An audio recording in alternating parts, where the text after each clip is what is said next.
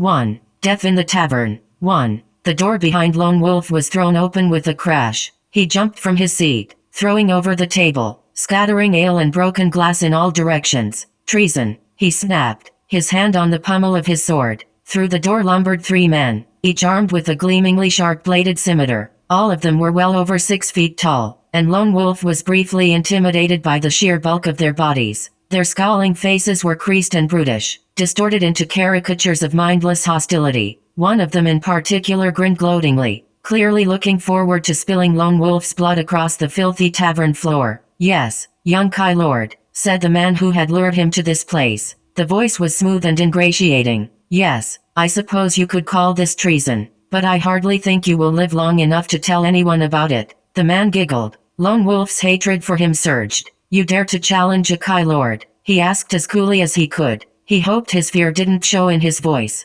"A very young Kai Lord," amended his betrayer. "Yes, I think my friends here would be willing to accept the odds." Again he giggled, and again Lone Wolf mentally cursed him. Lone Wolf's sword came with a hiss from its scabbard, and at the same time he plucked his axe from his belt, swinging it blindly behind him at where his betrayer's throat had been only a moment before. The blade whispered vainly through the empty air. Lone Wolf was tired of killing. He had hoped that his quest to regain the Sommer sword for Sommerland would be an uneventful affair. Yet here, within the boundaries of Halmgard itself, and at a time when every able-bodied human being was required to come together to help in the effort to defend the city from the besiegers, he was facing enemies who manifestly intended to take his life for whatever coins or valuables he might be carrying. But these were no ordinary harbor hoodlums. He was certain, whether or not they realized it, they must be acting in the service of the Dark Lord Zagarna or of his crony, the renegade magician Vonator. In this moment he hated them, as human beings prepared to sell their rightful heritage, even more than he might have hated the most loathsome of Geax. He wished he could turn back the clock to the time when all that had brought a whiff of excitement to his life had been a game of Grail. Impatiently he kicked away the fallen table and chair, and crunched his way through the shards of glass to confront his attackers.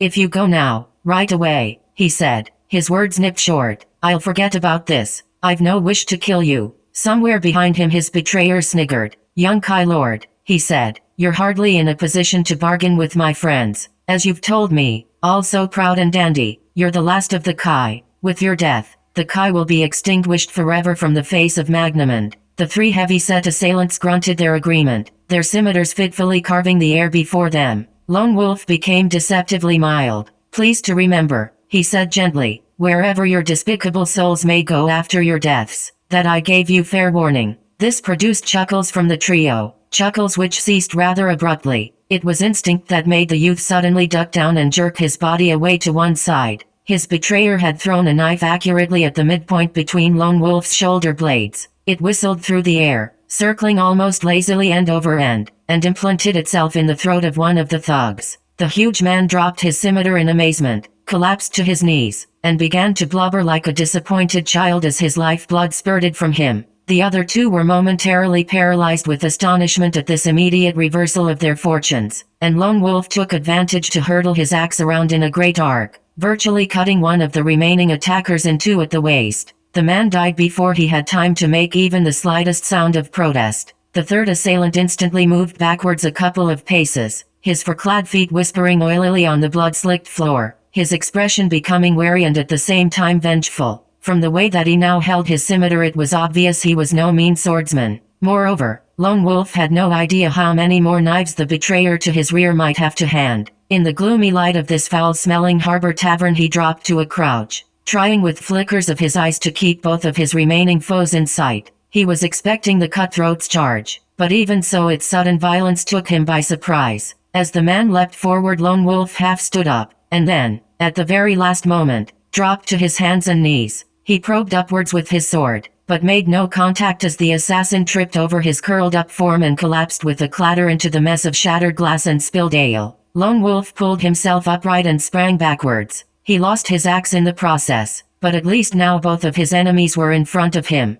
The point of his sword was almost an entity in its own right, eagerly prodding forward. As in so many previous conflicts, the rational part of his mind had hurriedly absented itself, leaving behind only a ruthless killer whom Lone Wolf himself didn't much like. Yet at the same time he recognized that his blood-crazy alter ego had saved his life many times in the past and would doubtless do likewise many times in the future. He allowed this other self to dominate him completely as the thug pulled himself to his feet and prepared for a renewed assault. Blood covered the man's face from a score of places where pieces of broken glass had bitten deep into the flesh. There was the red light of insane fury in his eyes. This was no longer a case of a killing for a few gold crowns, Lone Wolf could see, but a matter of vengeance, not just for his fallen confederates but for his own lost dignity. The man batted Lone Wolf's betrayer out of the way with the back of his meaty hand and advanced steadily, the small eyes, set in the piggish, scarred face, glittering with the desire to make a kill. The point of his steeply curved scimitar seemed impossibly sharp. Sweat poured down the knotted muscles of his forearms. He moved with incredible lightness for a man of his weight. Lone Wolf recognized, yet again, that he was confronted by no mean foe. He darted sideways, bringing his sword in a backhand loop to slash at the man's stomach. The thug ducked his scimitar reflexively to counter the blow. The shock of the collision of the two blades sent tingles up and down Lone Wolf's arm. Then the scimitar swooped, moving faster than the eye could see, and Lone Wolf felt his sword being plucked from his grasp. The weapon clattered into the far corner of the gloomy room. Lone Wolf had two enemies to confront, and now he was armed only with his dagger. The ragged breathing of his assailant seemed to fill the air. In the dim light the blade of the scimitar sparkled with deadly keenness. Lone Wolf's betrayer giggled, yet again. 2. Yennefer's emotions had been mixed as she permitted Lone Wolf to accept the quest to bring the Sommersword from its home in Durinur back to Sommerland. Part of her was relieved. It seemed to her the mission was likely to be arduous and time-consuming, and the responsibility for its success a heavy one. At the same time, though, she felt a little slighted that this youth of her own age was being preferred to her, simply because he had received training in the Kai disciplines. Of the details of these disciplines she had only the fuzziest idea, but it seemed to her that they couldn't surely make that much difference to a person's capabilities, and her experiences of the last couple of days had led her to believe, quite accurately, that only a tiny proportion of people could match her instinctive skills at weaponry. No, she discounted the youth's Kai training and concentrated instead on the fact that he was male. The thought crossed her mind that perhaps she could sway the king's decision by challenging Lone Wolf to some form of non-mortal combat, with staves perhaps, so that she could prove her own superiority. But the idea died almost as soon as it had been conceived. She realized that the very last thing that Ulnar would let them do was weaken each other at the very time when he needed, both of them to be able to draw on the full resources of their strengths and skills. So she bit her lip and forced herself to dwell solely on the fact that she would be here, fighting to defend Holmgard from the invading armies of the Dark Lords. While Lone Wolf was traversing the ocean, the great conference hall at Holmgard had never been the most cheerful of rooms, and now it had about it an atmosphere rather like that found in the dreadful hours following the funeral of a loved one. The clerk who was adjusting the strategic maps in response to information relayed from the front lines was weeping openly. Yennefer guessed, again accurately, that he had lost a close member of his family already in the siege. Her heart went out to him, but there was absolutely nothing she could do to ease his pain, and so she kept her silence. Now that Lone Wolf was being given his final instructions before being allowed a few hours to sleep and recuperate, she found herself being virtually ignored by King Ulnar and his assembled nobles. One of the younger advisors there smiled at her hopefully, but her stony face told him only too clearly that this was neither the time nor the place to make what she euphemistically thought of as romantic small talk. Besides, although Lone Wolf, with his easy ways and his aura of supreme confidence, in some respects made her hackles rise, at the same time she had known as soon as she'd seen him that he was somehow her complement. She liked him even as she found so much to dislike in him, and a lot of what she disliked she recognized in herself as well. They were like the two halves of a broken crock being brought close together, within moments of having their ragged edges matched and then finally reunited. She wasn't sure it was a matter of loving this youth. She was sure she was attracted to him in some strangely uncontrollable way, perhaps even a dangerous way. It was not a feeling to which she was accustomed. On the remote farm where she had been born and brought up, she had always regarded boys as at best something to be tolerated and at worst oafs to be avoided. Lone Wolf seemed rather different. However, she could envisage herself enjoying a few hours just talking with him. And there was more. The two of them had something in common. Of that she was certain, although quite what it might be she hadn't the faintest idea. It crossed her mind that perhaps she, too, possessed some nascent Kai powers, but she dismissed the notion irritably. Was it not a known fact that only those trained by the Kai were capable of performing the Kai disciplines? Besides, had the gods given her the seeds of Kai abilities, surely she would have been discovered as a child and recruited for training in the monastery? She wished her father were here to advise her, to help her sort out the muddle of thoughts tumbling through her mind. But of course he was dead, sadistically slaughtered along with the rest of her family by a troop of rampaging Jayaks. She could still hear the screams as, hidden beneath the raised wooden floor of their farmhouse and powerless to intervene, she had watched the people she loved meeting their savage deaths. The sight of their agonies had affected her as physically as if someone had been pulling chunks of her flesh from her body using red-hot tweezers. But most of all she had been affected by the loss of her father, a refugee from Croatia, a tall black man possessed of enormous dignity and wisdom. He had faced death with a strange compassion towards his persecutors, allowing not a cry of pain to leave his lips but looking on the cackling Jayaks with an expression of the most profound pity. He had, she acknowledged, always been much more to her than merely a father. He had been her best friend and closest confidant. There had been nothing so intimate or personal that she could not talk about it with him,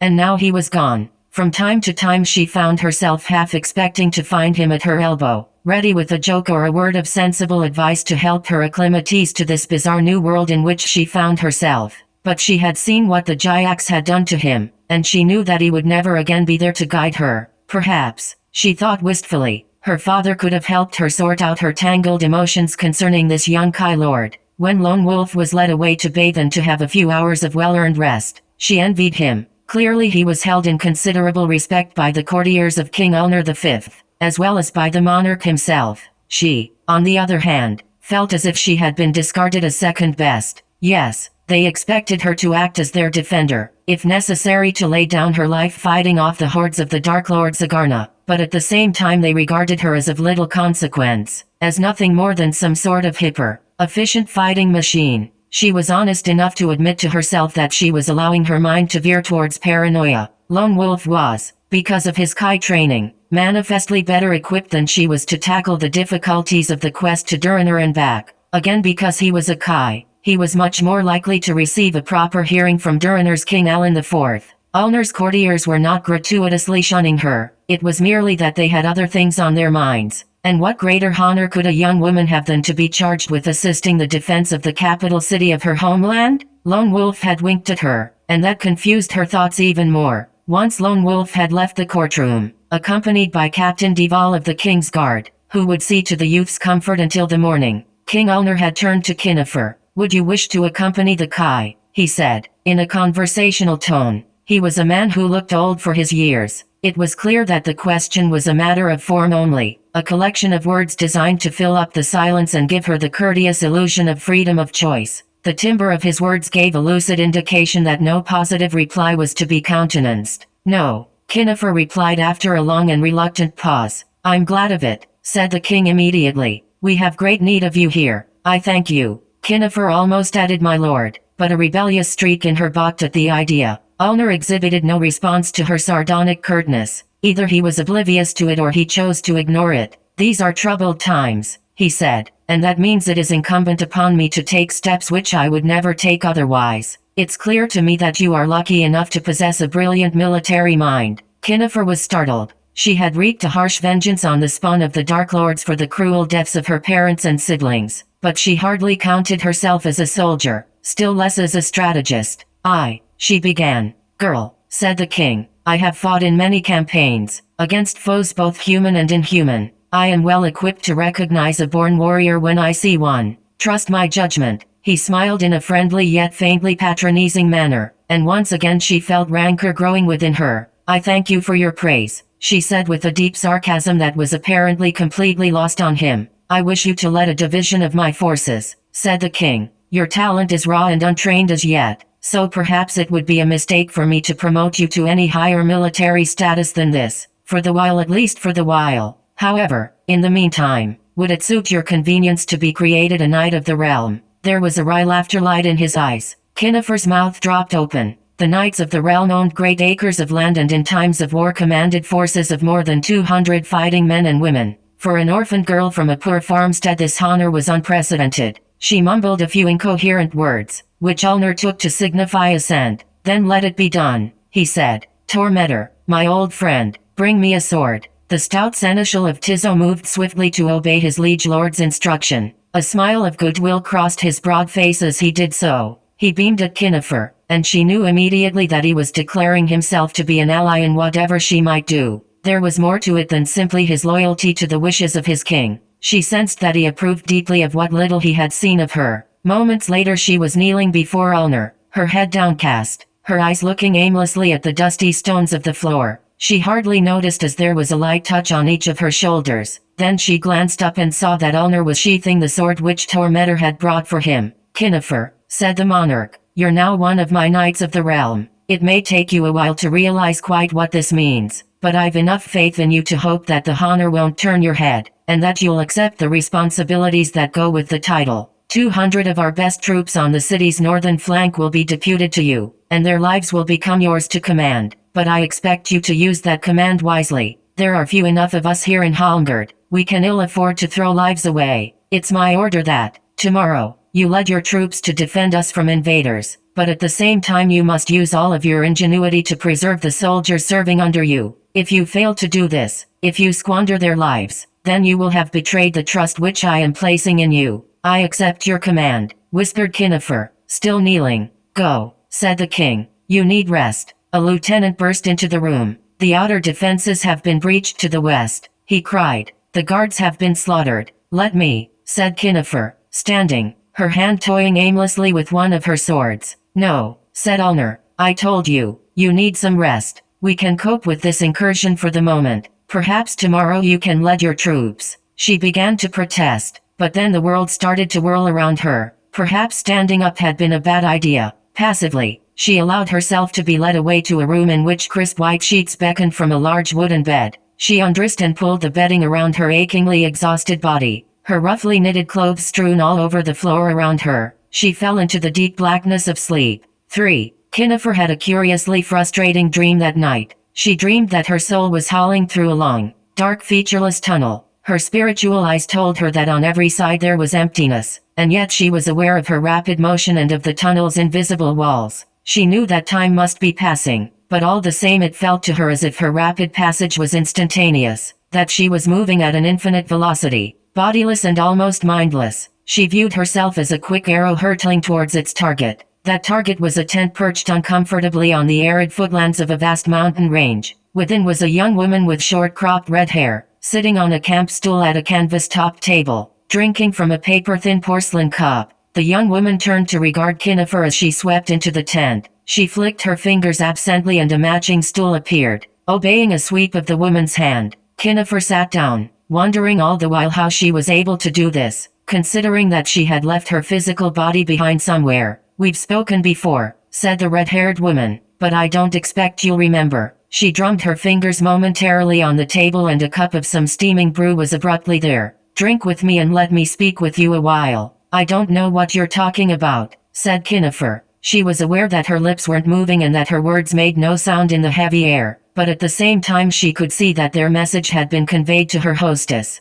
"Let's not beat about the bush," said the woman casually, picking up her cup and helping herself to a studiedly elegant sip. "My name is Alice, at least. That's what I call myself most of the time. I have an interest, for reasons which I may someday explain to you, in seeing the forces of darkness repelled from both Sommerland and, indeed, all of Magnamund. There are various mortals who can, if they act more sensibly than mortals normally do, help bring about this happy state of affairs. To put matters bluntly, you're one of them." Kinifer started to say something, and then realized she didn't have the first idea what it was she wanted to say. "The others," Alice continued, "are that curiously empty-headed young Kylord you seem to be so taken with." Kinifer felt he'd come to her non-existent face, and an apprentice magician from the Brotherhood of the Crystal Star, one Bannadan by name. She grinned with a sudden winningness. "It's terribly embarrassing. You see, I know for a fact that at some time in the future Bannadan and I are going to fall in love with each other, but at the moment all I can think about is the fact that he's got these most terrible spots." Alice made an exaggerated goggle at Kinifer, shrugging as one woman to another at the disgusting habits of males. "Anyway," she continued, "that's my problem, not yours. For the moment all you've got to do is a deal of fighting, and if I were a mortal I wouldn't envy you. Look, why aren't you drinking what I've given you?" Urgently Kinifer swigged from her cup. "That's better," If there's one thing I don't like, it's boorish ingratitude. Enjoy the stuff. Enjoy it. Actually, it's a Ganna. It's highly addictive. Kinifer spluttered. But as you're only here in a dream, that doesn't matter too much. More's the pity. There's a lot of good money to be made out of a Ganna. One of these days I must make a point of visiting the Stormlands. You can make a fortune there dealing in a Ganna. Once the poor fools are addicted to the stuff, they'll sell their grandmothers to get more of it. If you try to do so, said Kinifer firmly, I'll take pleasure in ending your life. A rational attitude, remarked Alice after a short silence, examining her fingernails to make sure that they measured up to her own exacting standards of perfection. Of course, there's no way whereby you could kill me. Even Vonator has had difficulty in causing me anything more than a mild ache, but I respect your independence of mind. However, she cleared her throat. Enough of such merry pantaloonery and badinage. The words were coated with curari. I enjoy a good joke as much as the next person, so long as it's one of my own. But now is neither the time nor the place. I've brought you here to tell you something, and there's little time for chitter-chatter. Any moment now someone will wake you up and expect you to rush out and be madly military all over the place. Kinifer nodded, her courtesy constraining her from pointing out who was responsible for the chitter-chatter. Of course she knew this was a dream, yet at the same time she was aware that it was far more real than anything she might encounter in her waking life. Alice pushed her fingers across her short hair, and the walls of the tent disappeared, to be replaced by structured rains of color, reds and blues and greens and grays, which together formed a constantly downward moving tapestry of light. Like a melting rainbow, there was a distant crack of thunder, and Alice looked vaguely guilty. She never had been able to restrain her more histrionic instincts. Now, she said, collaring, I'd like to make it plain to you that, within reason, I can save you from even the worst of your blunders in combat. If you tried to take on a Kron using nothing but your bare toes, then, yes, I'd have some difficulties, unless your toenails are substantially longer and sharper than they were the last time I looked. But, so long as you act with a reasonable measure of sense, I can preserve your life against even the most unfavorable odds. Kinifer smiled. I've already done as much myself, she murmured. Alice looked instantly thunderous. Piffling nonsense, she snapped, slapping her cup from the table so that it shattered on the floor. Jayaks here and there. Kron, puny, soulless misbegotten creatures thrown together in the Dark Lord's vaults. Ill-constructed automata, nothing more. I could make better than them myself with a handful of clay. Then why don't you? Asked Kinifer. Because my powers aren't infinite, said Alice. It was clear that she didn't much like enunciating the words. If I let loose on the world the creatures I could create, well, it would change the course of events by far more than the gods have granted me to be able to do. It would change the future beyond all recognition, and this is something that yes, even I, am not permitted to do. More's the pity. A fine future I could make of it, too. When I think that where were we? Ah yes, the matter of saving your life. Kinifer leaned forward in her rickety seat. Only 24 hours ago she could not have cared if she lived or died, her hatred for the spawn of the Dark Lords being all that drove her along. But since her arrival at the court of King Ulnar she had rediscovered her concern for her own survival. The dangers, said Alice, which you will come to meet are greater than anything you've so far encountered. As much greater as a horse is than an ant. There may come circumstances where I am powerless to assist you. If I could predict such times accurately I would warn you of them. But there are far too many variables involved, far too many variables. Her voice trailed off, and Kinifer saw she was now lost in a world of her own, contemplating a vista of unimaginable complexity. For the first time since she had come here the girl began to feel compassion for Alice. Clearly the concept of her own lonely invulnerability pained her. If things go any of 1,000 different ways, whispered Alice, then it's not just your life that's at stake, warrior child. Humanity itself would be expunged from the face of Magnamund, as if it had never been, and even I could be destroyed. There was silence. Kinifer understood Alice's misery. For a mortal to face the eternity of annihilation is acceptance that the brief time allotted to existence is over. For an immortal, at the very least my clothing might be seriously disheveled, added Alice morosely, shattering Kinifer's train of thought. Oh, she said, preserve. The barked word jerked Kinifer rigid. That is what you must do, said Alice, shouting at the display of moving collars that surrounded them. What I must do, to preserve the lives of the shapers of Magnamund's future. The two boys, those ungainly adolescents, they're in our care, yours and mine.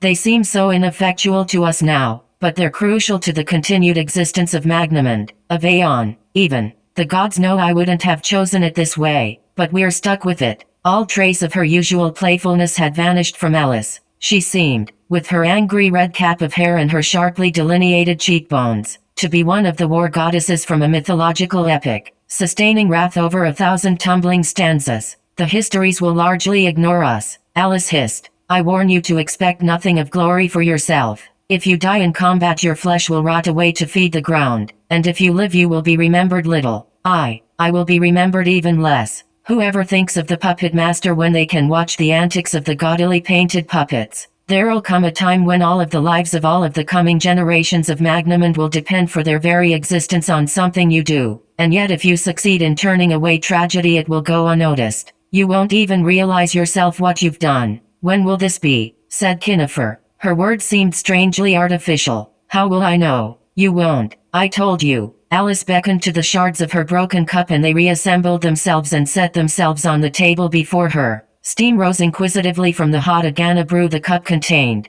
I myself don't know with any precision. Even if I did, I wouldn't tell you. She tittered, butting her thin hand to the curve of her mouth. Imagine yourself fighting the foe, all the while thinking to yourself, my goodness, here I am saving the universe. I'd better not make a mess of this one. How long do you think you'd last? You'd stop being you. You'd start thinking about how important it was to do everything right, and that'd mean you would move that bit more slowly, more consciously, just when you needed to rely on your instincts. You'd be, she waggled her fingers, searching for the right metaphor. You'd be a clockwork Kinifer, stumbling and fumbling, and all too very soon you'd be a dead Kinifer. Poor Kinifer. Alice put on a face like a small child's, staring in bewilderment at the remains of a toy which has somehow broken itself. Then the pose broke, and she giggled again. You're asking me to bear a very great burden, said Kinifer cautiously. I think, becoming more assertive, that the very least you could do is to tell me why. But Alice had abruptly lost interest. She halted the flow of colored lights in its tracks and began to scratch herself behind the ear. I've done enough speaking, she said.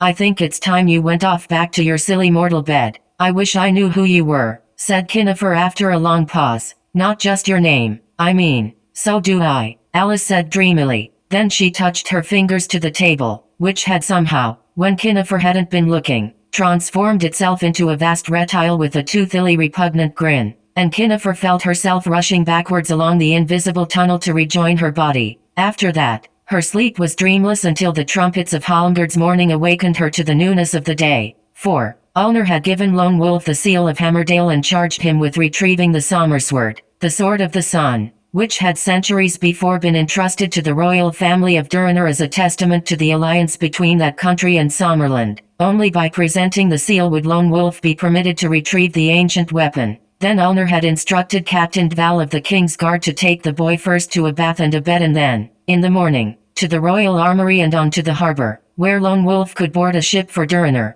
As Lone Wolf had left the stateroom he had heard the echoes of the king's commands. Halmgard could stand against the forces of the Dark Lords for at most 40 days, and so that was all the time that Lone Wolf could dare take on his mission to fetch the Sommersword. It was only the following morning that this information really penetrated Lone Wolf's mind. He awoke refreshed. Sitting at the end of his bed was Captain Dval, a handsome man with a nose so aquiline it dominated all the other features of his face. The captain looked fastidiously away as Lone Wolf stumbled out of bed and staggered blindly towards the lavatory. A few moments later, having pissed mightily and splashed cold water over his face, the Kai Lord was fit to discuss today's plan of events. Dval was a man of few words. He pointed to the chair beside the head of the bed, where Lone Wolf's clothing lay, laundered and neatly folded. The youth climbed into it eagerly, relishing the sensation of the smoothly woven cloth against his limbs. A lifetime had passed since he had felt totally clean, yet it was a lifetime which had lasted only a few days.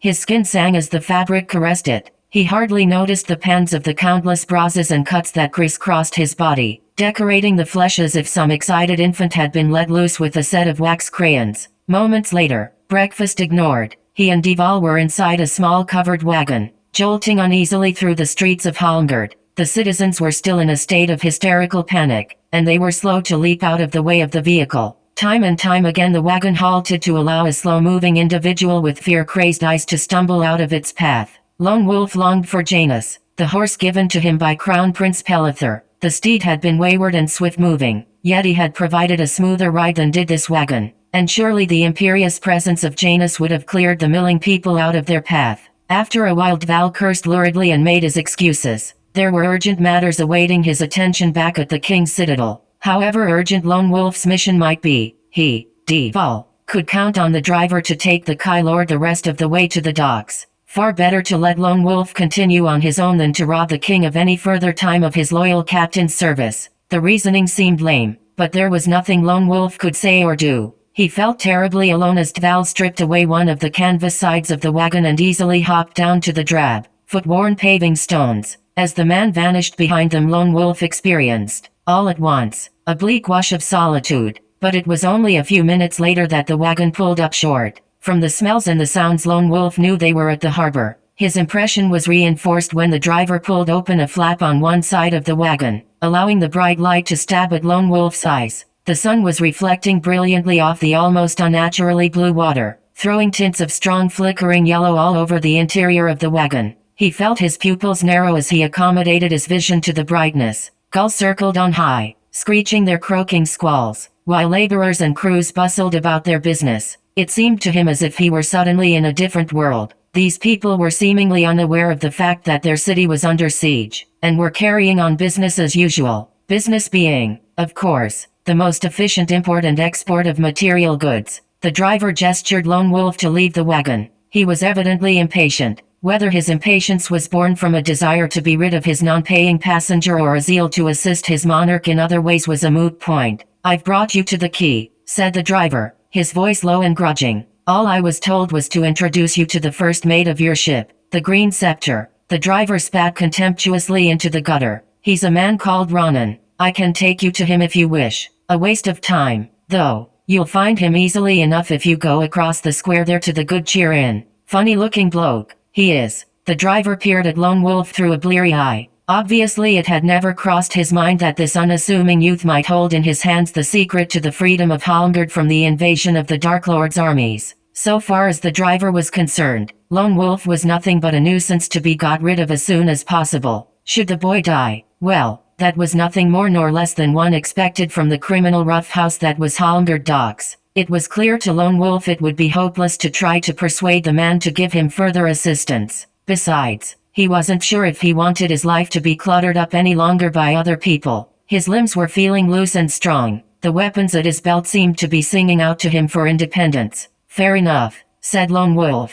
"I can find my way from here." The driver nodded his head in acquiescence and cracked his whip over the rumps of the two dappled mares pulling the wagon. He gave Lone Wolf an ambiguous smile, and within moments was lost among the crowds. When Lone Wolf reached the Good Cheer Inn, he discovered that its front doors were locked and the windows barred over by metal shutters. He thought a few pungent thoughts about the wagon driver's parentage, or lack thereof, and then started to scout around the building, hoping against hope that the man had been telling him the truth and that Ronan was waiting for him somewhere within. The prospect seemed pretty remote. However, the blank windows and the blocked-off doors suggested to him that the inn had been abandoned days if not weeks ago. Suspicion began to nurture itself in his mind. The cavalier way in which Captain Dval had allowed him to be conveyed to the harbor, the casualness with which the driver had left him to find his own way to the inn, both of these actions seemed to suggest perfidy. Surely King Ulnar, who had recognized Lone Wolf's quest to regain the Sommersword as the single most important mission of this stage of the war, would have taken greater precautions than these? A fight had started on the quay. A bunch of ship hands had picked on a party of docksmen, oblivious to the fact that all of them were in imminent danger of being annihilated by the forces of darkness.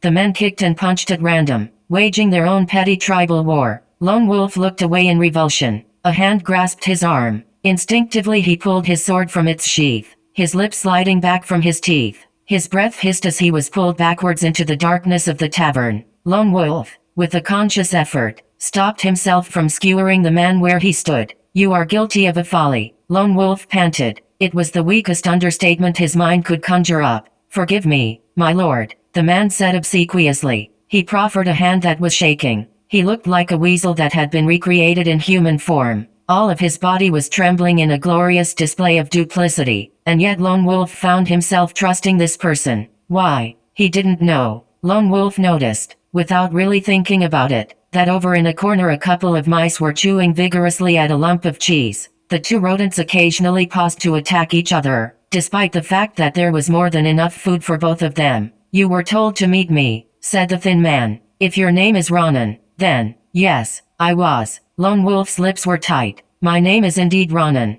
Well met, friend." A rather sly smile stretched itself across the man's face. Lone Wolf shook his hand earnestly, and the two of them moved over to sit at one of the tavern's filthy tables. Ronan clicked his fingers and, a moment later, the innkeeper was beside them. "A jug of ale and 2 glasses," Ronan muttered urgently, and within seconds the order had been fulfilled. The landlord filled both of the glass mugs with the cloudy, frothing brew, and then withdrew into the shadows. "So you are the last of the Kai?" asked Ronan. "It would seem so." "Prove it." Lone Wolf was astonished, then angered. "What do you mean?" "Prove that you're indeed the young Kai lord they call Lone Wolf." Ronan grinned in a friendly fashion. "I haven't the least doubt that you're who you claim to be, but Captain Kelman told me to make sure before I risked taking you to the Green Scepter. After all, for all we know you could be a Helgast. He's a canny old bugger, our skipper, and eager to take precautions where others wouldn't. Perhaps that's why he's still alive." Lone Wolf was baffled. King Ulner had ordered that he be given safe custody aboard a ship to Durinur, yet the king's minions had so far shown a totally off-handed attitude to the Imperial command. Was his mission important or wasn't it?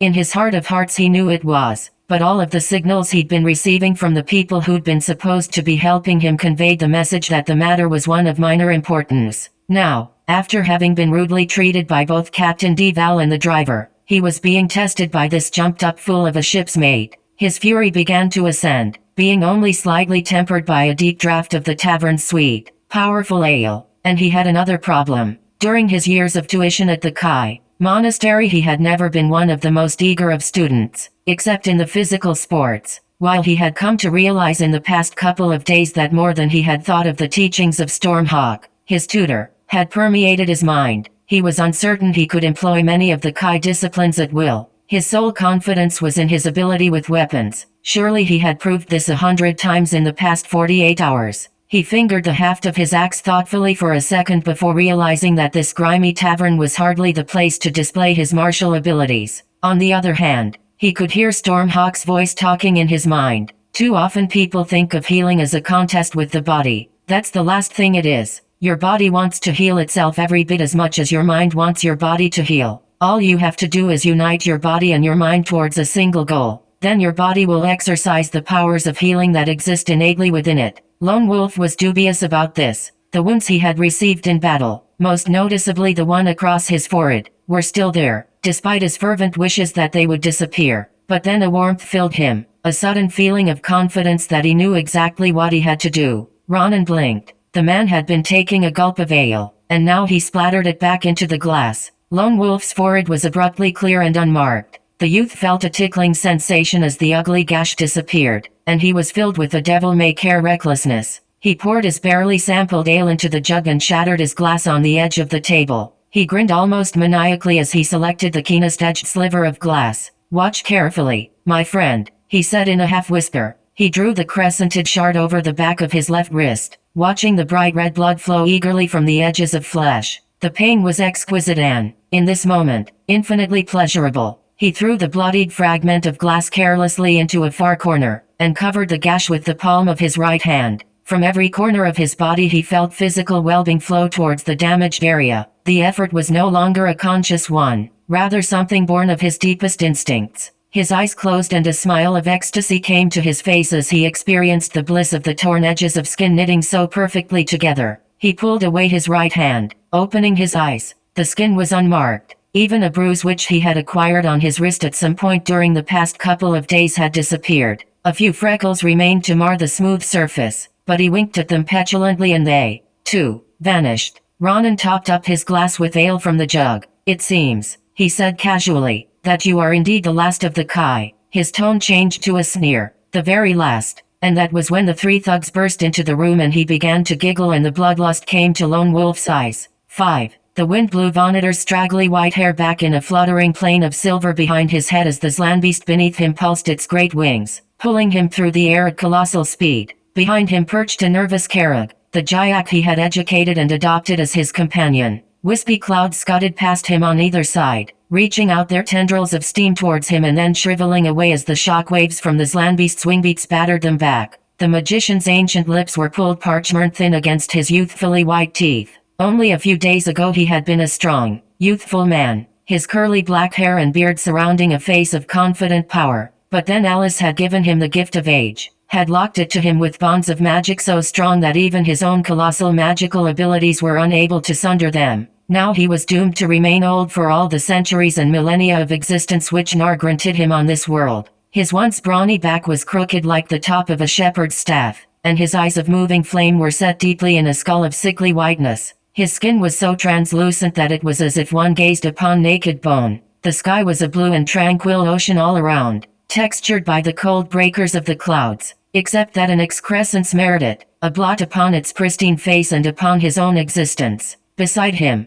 less than a stone's throw away and keeping perfect time with him, flew the Dark Lord Zagarna, likewise mounted on a vast imperial Zlanbeast. The Dark Lord's gargantuan blue figure, studded all over the limbs and torso by thorny claws, epitomized to Vonator many of the things that were wrong with this world. The necromancer could see little of the future. It was as if he were looking through a muddied window on a scene darkened by a thunderstorm. But he sensed that in the very near future either he or Zagarna must die. He knew that the Dark Lord had as yet inchoate designs upon his life, and that he must strike before Zagarna rationalized these and took action. But when? Vonator cursed now the impulse which had tempted him to make himself a mind-brother of the Dark Lord. He had gazed deeply into Zagarna's essence and found that there, deep in the heart of the Dark Lord's being, where the side of his intellect should have been, there was only an infinite nothingness, an engulfing black chasm formed of the soul stuff of Nar, the god of evil. The discovery had terrified Vonator and yet at the same time had filled him with a certain smugness. It had been only too clear that Zagarna had never realized he was only a marionette, controlled by the whims of Nar. Now Vonator laughed humorlessly at his own naivety. The destruction of Zagarna would have been difficult enough, but instead the magician would have to pit himself also against the wishes of Nar. Unless,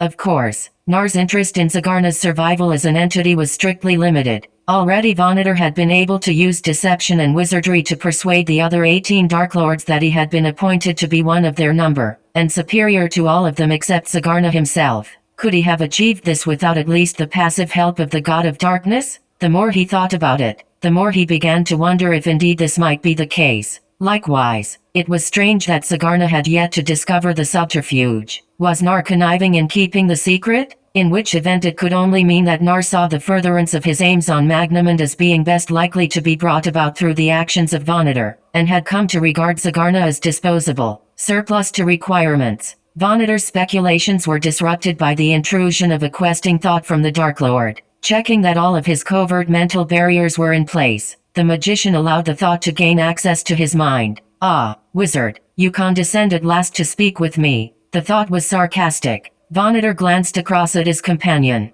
Zagarna's fanged lower mouth, set centrally in his abdomen, was slavering with his unending fury. Flecks of sputum were being whipped away by the cutting wind. The magician could not see clearly through the helmet that the Dark Lord wore to preserve what passed for his lungs from the air of Magnamund, but he imagined well enough that Zagarna's upper mouth was likewise twisted into a knot of wrath. "Brother," thought the magician in conciliatory fashion, "I was planning ways in which we could hasten our conquest. Forgive me my distraction. Stuff and nonsense. I know you lock away parts of your mind from me. The time is fast approaching when you must die, but I shall permit you to live a little while longer, just until you stop persuading me that your continued existence helps my cause." A bird, startled, dodged out of their way. "Talking of which," Zagarna continued, "my very considerable patience is being stretched a little." "Indeed, my lord? Indeed." Zagarna gratuitously lashed his mount with one of his horned hands, raking deep furrows in its hard gray-green flesh, so that gouts of sickly itch erupted to be batted away by the fist of the wind. The creature snarled its pain, but its wings missed not a beat. "For all your spells and ensorcelments, the puny mortals of Halmgard still hold out against my armies. Of course, we will conquer them in time, and trample the last stones of their city walls into grains of dust, but in the meantime they are slaughtering my spawn.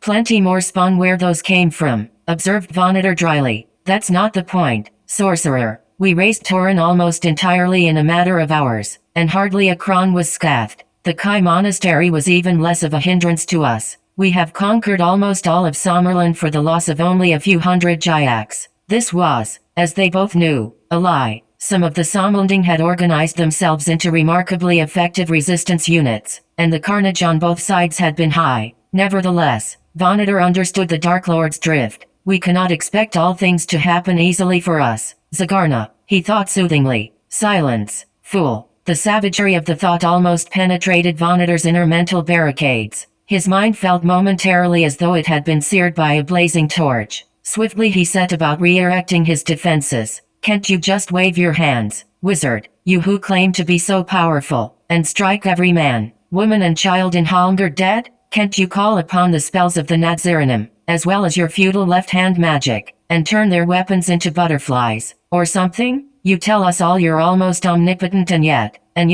Zagarna gestured frustratedly around him. They were circling over Halmgard now, and laid out in all directions they could see the encampments of the attackers, the waves of fighting creatures battling around the city's vast walls, the burgeoning smoke of 1,000 conflagrations. They could hear the screams of the dying and the animal yells of the triumphant. Beneath them swooped and whirled Kron and occasional Slanbeast, pouncing to snatch up still struggling Somalding, cackling as they went about their bloodthirsty business. And yet, interpolated Vonator, still I cannot use my magic to bring this city to its knees. Precisely, and I don't know why. You won't explain to me why. You just mutter your mumbo-jumbo, enough to let any normal being to doubt the evidence of their senses. Tell me now, in plain terms, or feel the daggers of my wrath. Vonator wondered just how much he could tell the Dark Lord, and how much he should still keep hidden. Zagarna knew that Vonator's magical abilities were prodigious, but he didn't know accurately their precise extent, and this was information which Vonator had no desire to betray to him.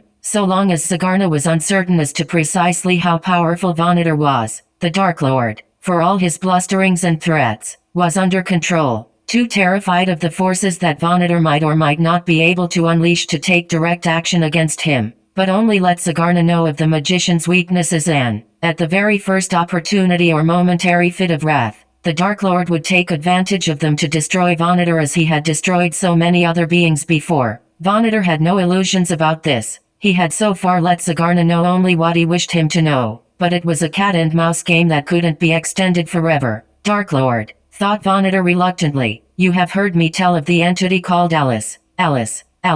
My mind is sick of the taste of her name. A pox on her very conception. Quite so, my lord, quite so. Vonator imagined the taste of honey on his tongue, and let a smidgen of the sensation infiltrate the thoughts he sent to Zagarna. But however thrice accursed she might be, she nevertheless possesses abilities which are at least as great as my own, and at the moment she is using those abilities to shield Halmgard from the extremes of the magical onslaught I have directed against it. Pah! May her soul be pickled in acid and sucked dry by the bile of Nar. Indeed, Zagarna, thought Vonator, idly trying to visualize the fate the Dark Lord wished on Alice, and failing. But the truth is that she can, at least for a while, bolster up the mortal's puny defenses. She cannot sustain it forever, nor, indeed, for long, but for the moment we must have patience, and wait for the day when finally her resistance topples away. Zagarna was silent for a while, allowing his brain to digest this unpalatable fact. A Kron flew too close to him, and he plucked its rider from the winged beast's back. The Jyak screamed once as the Dark Lord tore a leg from it, throwing the rest of the body away, so that it tumbled faster and ever faster towards the ground,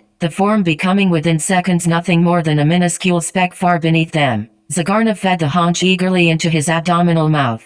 Vonator looked away. His mind had swiftly grown accustomed to reveling in barbarity, but it nonetheless retained a certain fastidiousness. The sight of Zagarna's voracious feeding revolted him. Is there no way, sorcerer, said the mind of the Dark Lord, that we can speed things up a little? I think there might be. Then tell me, you half-wit, tell me. There's the question of the boy. Boy? What boy? The world's full of boys. Not as full as it was a few days ago, mind you, but the boy who escaped us when we destroyed the Kai Monastery, the one whom I thought for a while I'd succeeded in killing, never did like boys much, thought Zagarna. Tasteless fodder, too. Still, I don't see how this brat can do us much harm. If even the most adept of the Kai could not resist our might, how can this whippersnapper of an acolyte stand in our way? Precisely, my swift-thinking lord. Vonator remembered just in time to conceal the sarcasm. The boundaries of what Zagarna regarded as his insubordination were nowhere fixedly delineated, yet they were there for all that. He must not force his hand too soon. The boy himself is virtually powerless.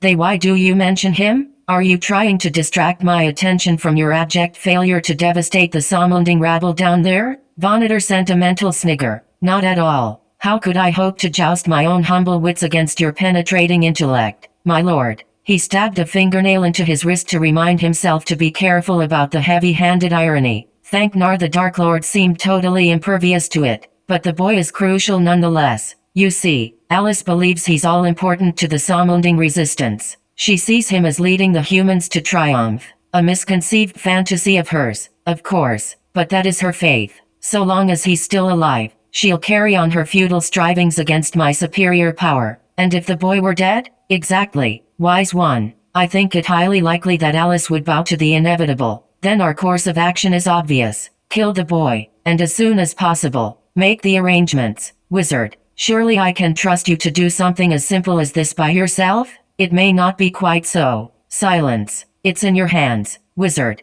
See that the boy dies. I don't care how, or where, just so long as it's soon. I weary of being thwarted by Ulnar and his pack of vermin. Yes, my lord. A thought laced with unsubtle overtones of ultimate subservience. Anne, thought the Dark Lord. In the meantime I have a battle to fight. He waved his huge blue hand in dismissal, the sun sparking off the vicious points of its many horns and claws, and tightened his knees against his slanbeast sides. Obediently the creature began to circle downwards towards the plains where the dun-collared tents of the hordes of darkness had been pitched. The arrangements, thought Vonator in the vague direction of Zagarna's retreating form, are already well in hand. You oath. Do you think I would have waited for your slow mind to catch up with me? If the boy is not yet dead, he very soon will be, and sometime soon I may tell you about it, but not immediately. No, not immediately, not until the time is right. He allowed himself a single high crackle of laughter, his eyes flaring from red into the piercing blue of glee. He clapped his tinder dry hands together, and he and Carrag were standing alone within the vast city fortress of Cog. 6.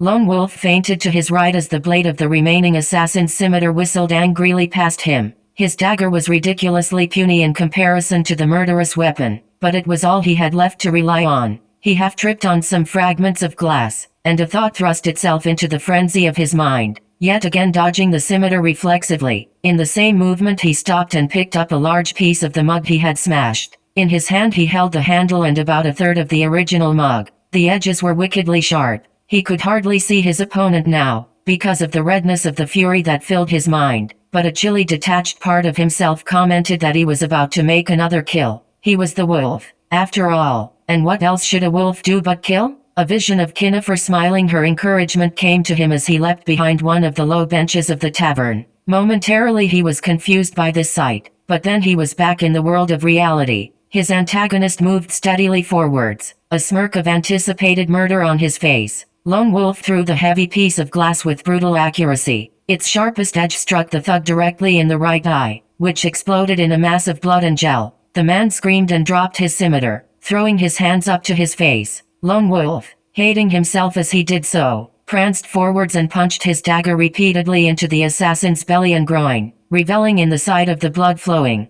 It was as if he had been born to kill, except that he hadn't. The lore of the Kai was that violence was to be used only when necessary, and that the lives of mortal enemies should be spared, if at all possible. Lone Wolf stopped his dagger in midair, just as it was about to stab his slumping enemy yet again. As the man collapsed dead at his feet, he expected a flood of guilt to wash through him, but instead there was a different and wildly incongruous emotion, acute embarrassment. Thank the name of Aishare that Stormhawk wasn't there to see him now, but there was still Ronan to be dealt with. Lone Wolf looked frenziedly around the room, but the rat that had called itself Ronan had disappeared during the final scuffle. The only person moving was the wobblingly fat landlord, his mouth wide in horror as he surveyed the chaos and the corpses. His broad white apron trembled. I never thought, he said. Tears were oozing from his eyes. Neither did I, said Lone Wolf curtly, looking down at the blood covering the front of his tunic. Don't blame yourself, good citizen. Certainly I don't blame you. Who could expect a landlord to know the nature of the offal he permitted to drink in his tavern? As he spoke he was swiftly searching the bodies of the assassins he'd killed. The landlord was too dumbfounded to interfere, and simply watched, huffing and puffing at the sight of this mayhem created in the inn which, he spluttered semi-coherently, he'd been building up ever since his very boyhood. Without guilt, Lone Wolf helped himself to the few coins he found in the assassin's pockets. Who knew when the extra cash might not come in useful? He replaced his sword in its scabbard and his axe in his belt. Pointedly he ignored the landlord, who was still gibbering in the inanity of shock. Although he realized the thought was vile, he enjoyed thinking ruthlessly, despite what he'd said, that anyone who ran such a sleazy establishment as this one deserved everything he got, including occasional consignments of messily killed assassins to be disposed of. Lone Wolf noticed that the three corpses shared a single characteristic. They bore a tattoo on the left wrist. The image in each case was that of a venomous serpent, its tongue flickering forwards and its sharp teeth bright as it prepared for the strike. It might simply be that this was the emblem of a gang of dockside hoodlums, but he was soon convinced that the sign meant rather more than that. The man who had called himself Ronan had somehow been able to muster a band of trained assassins in the few hours since Lone Wolf had been commissioned by the king to retrieve the Somersword. It was a certainty within him that the men, all four of them, were somehow in the pay of the Dark Lords. That human beings could betray their own kind in this way was deeply depressing to him, but he reflected that, in sections of society where material gain is the sole objective, as it seemed to be in this crime-ridden area of Holmgard, people will do literally anything for profit. Treason and murder are among the least of the possible crimes. And who had betrayed him? He remembered yet again the offhandedness of Captain Duval and the coach driver. Either of them could be the guilty party, especially the officer, who had been present when the king had given him the instructions for his mission. Then Lone Wolf recalled the Helgast who, yesterday afternoon, had masqueraded as a human soldier in order to let him into the city of Holmgard, and who had immediately thereafter deserted him. Perhaps he and Duval were acting in league? Perhaps Duval himself was a mere phantasm, a Helgast appearing in human guise?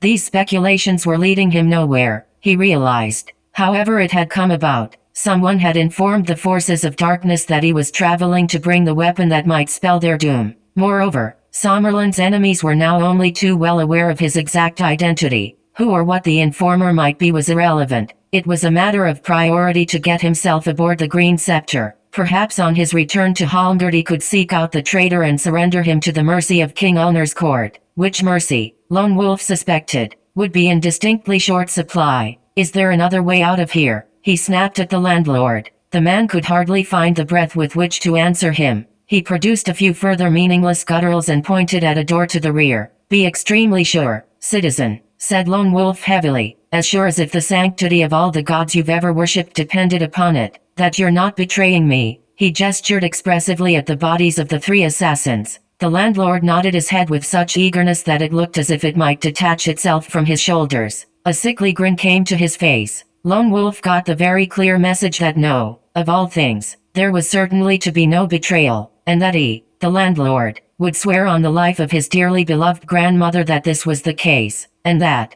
But Lone Wolf was bored of watching him and simply walked away. The rear door opened onto a flight of stairs. Lone Wolf's eyebrows rose as he saw, lying at the bottom of the stairs, yet another corpse. The Good Cheerin could hardly have been less aptly named, he reflected, holding his axe protectively ahead of him, his ears alert to the slightest sound of danger. He approached the sprawled body cautiously. The dead man was dressed in nautical costume, and it didn't take a moment for Lone Wolf to guess that this was the genuine Ronan, the genuine mate from the Green Scepter. On his way to meet Lone Wolf he must have been tackled by the four traitors and swiftly robbed of his life. A single dagger blow through the heart had finished him. His death must have been silent and mercifully swift. Again Lone Wolf asked himself, who could it have been who'd betrayed him to the enemy? And again there was no definitive answer to the question. Biting his lower lip in frustration, he stepped carefully over the tumbled body and pushed open the tavern's outer door.